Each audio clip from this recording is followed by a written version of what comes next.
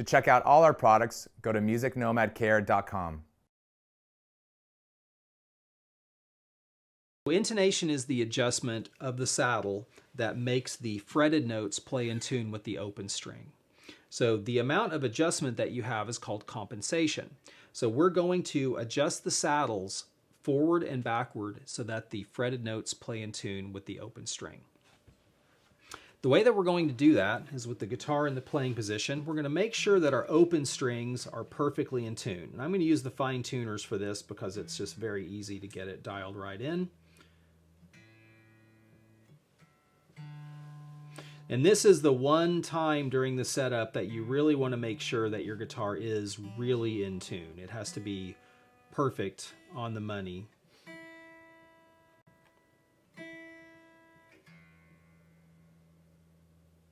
So the first thing I'll do is just pluck my open string, make sure that it's perfectly in tune.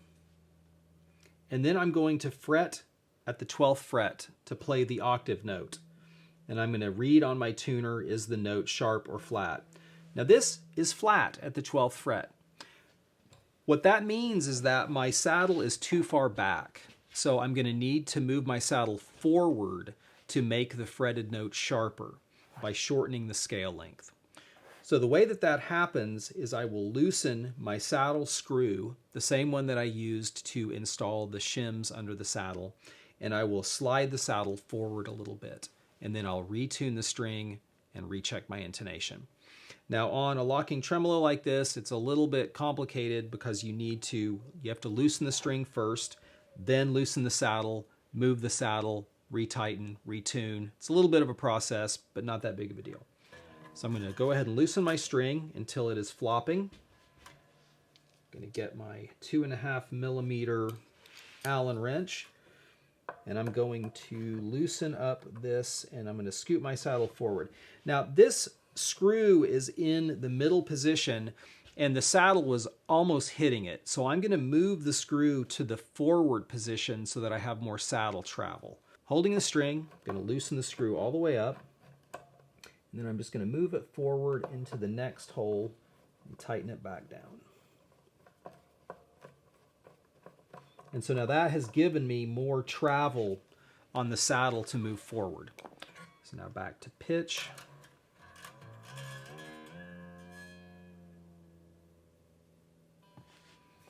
Playing position.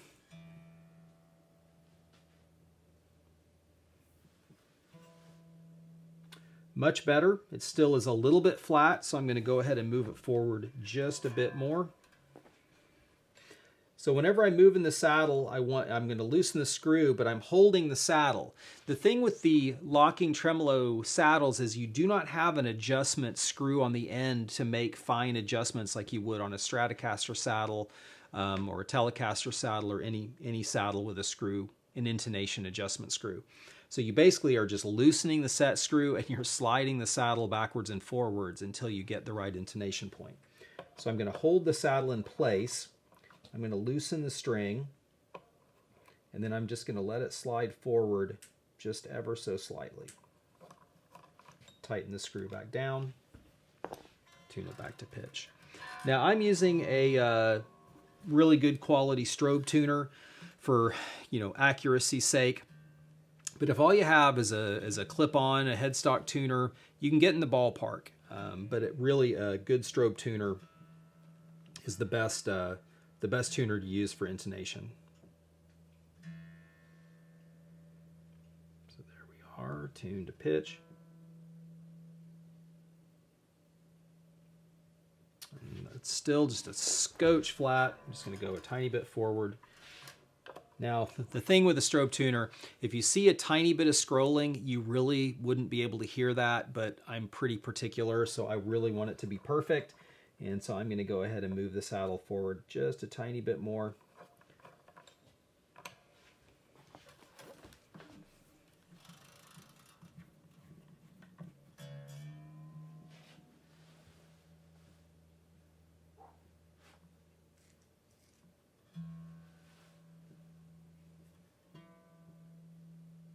And that is right on the money. Couldn't be any better. So that is the process for intonating these saddles. I'll go through and do all of my other strings. I can tell that they're going to be off because my A saddle is behind the E saddle, which is not typical for proper intonation. The thicker the string is, the farther back the saddle needs to be. So if you're just judging by eye, typically you would see the low E saddle's the farthest back, the A moves forward, the D is forward of that, then the G saddle drops back again because it's thicker than the core wire of the D string, then the B and E move forward. So you have 3 in a line and 3 in a line. So if you have saddles that are out of that orientation, it's a good indication the guitar might need to be intonated. So I'm going to go ahead and check my A, and my guess is it's going to be quite flat. And it is definitely flat. So I'm going to loosen up my string. And this is also going to need to have its screw moved up into the next hole because the saddle is as far forward as it can go. And I've got my shim under here, so I have to be sure to scoot that shim forward. There we go. Now I'm going to bring my saddle forward. Tighten the saddle back down. Tune it back to pitch.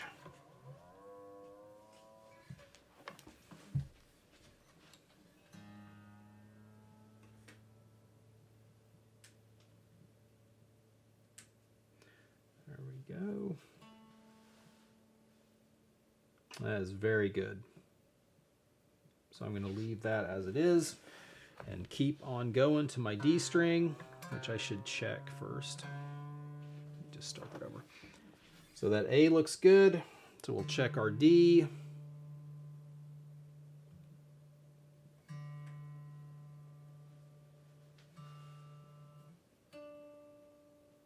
It's a little bit flat.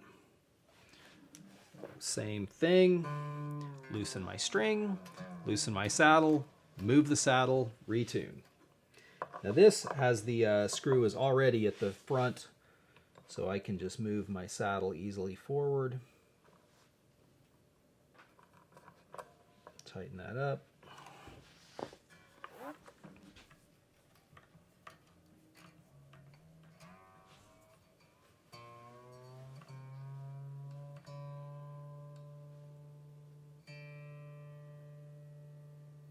Okay, perfectly in tune. And perfectly in tune. That's excellent. Now the G. A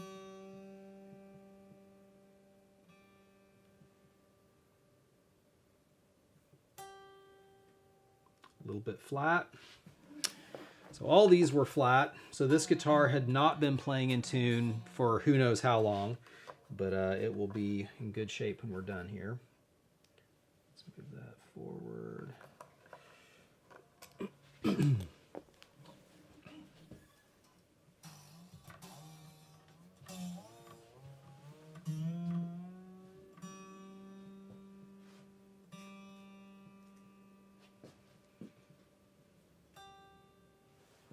There we go, nailed it.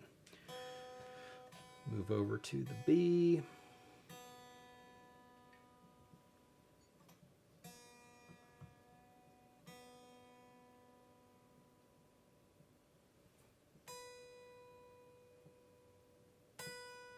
Just a tiny bit flat, but I am going to move that saddle forward just a bit. You know, intonation is really, can kind of make or break your guitar, especially if you play in the upper registers. If you have a guitar that, you know, even if it doesn't play that great, but you like the sound of it, if it's intonated, you can use it because at least it plays in tune. So I would say that time spent making sure that your guitar is intonated correctly is definitely worth it.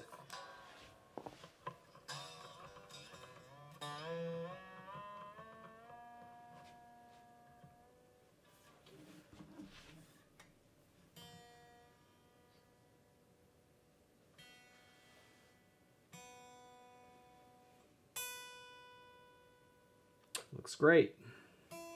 Last but not least, the high E.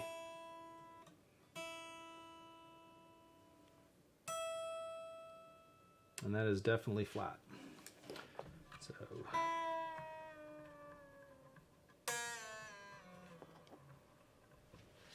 loosen our string, loosen our saddle, let it move forward. So now I've got my high E back up to pitch, and we will check the, still a tiny bit flat. You know, again with the strobe, you'll see things that you would never hear, but it is pretty amazing when you get a guitar that's intonated just about perfectly, how well you can play chords and octaves up and down the neck, and everything just rings out very, very cleanly. You don't have any beating on the between the notes, and the guitar just sounds super punchy and really tight. So again, intonation takes a little bit of time, but it's definitely worth it in the end.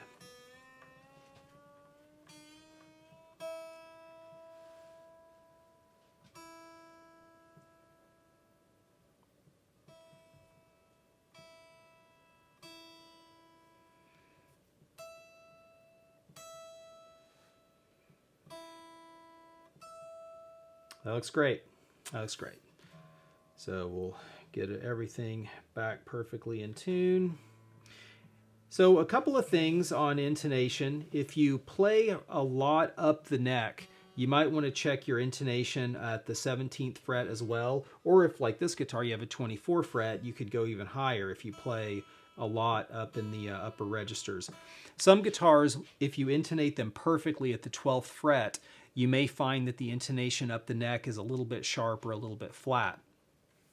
So checking everywhere might lead you to split the difference. Maybe your upper frets are a little sharp, so you might want to set the 12th fret a little flat so that you can bring the upper frets, you know, back down a little bit.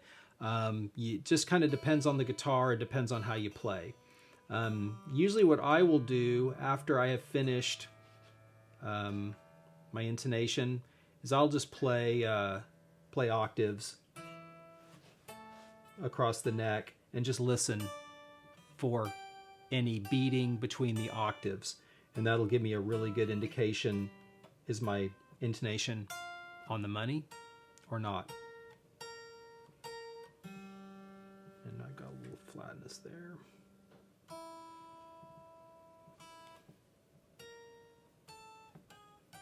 So everything sounds very clean. All the octaves are good. For more videos on how to perform guitar setups or care for your frets, subscribe to our channel and visit MusicNomadCare.com for all our products and how-to videos.